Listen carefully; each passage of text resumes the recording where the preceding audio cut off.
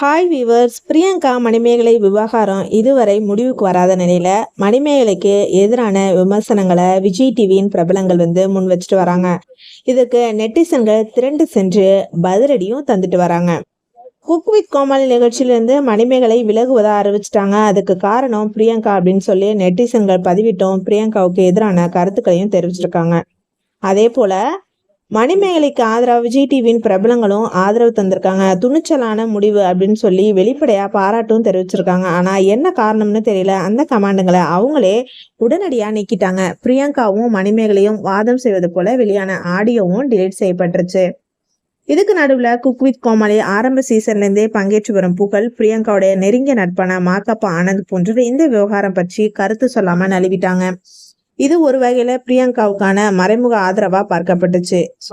மேலும் super singer Pooja, பிரியங்காவுடைய தோழியான பாவ்னி ரெட்டி, குக் வித் கோமாளி நிகழ்ச்சியின் சுனிதா, குரேஷி, நடிகை ஷகிலா போன்றவர்கள் பிரியங்காவுக்கு திடீரென ஆதரவை வழங்கியதோட மணிமேகலையும் மறைமுகமா விமர்சிச்சிருக்காங்க. இப்படி விஜய் டிவியின் பிரபலங்கள் பிரியங்காவுக்கு திடீரென ஆதரவை வழங்குவதன் பின்னணியில விஜய் டிவி நிறுவனத்தின பங்கு இருப்பதா கிசுகிசுக்கப்பட்டு வருது.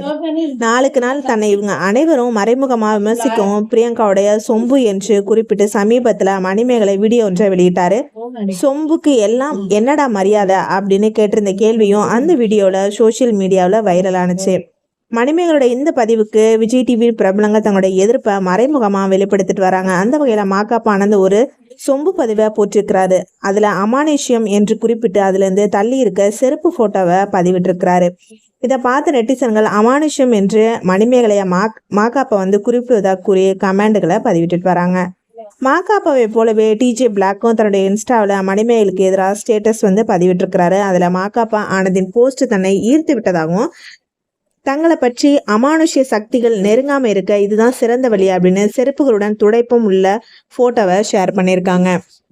இப்போது மறுபடியும் மாக்காப்பா டிஜே பிளாக்கோட இருக்கும் போட்டோவை ஷேர் பண்ணியிருக்காங்க. அதுல சொம்புக்கு என்ன மரியாதை மயிறு அப்படின்னு கோமாளி இமோஜை பதிவிட்டு இந்த செருப்பை எடுத்தா ஸ்டோரி போடுடா அப்படின்னு குறிப்பிட்டிருக்கிறாங்க.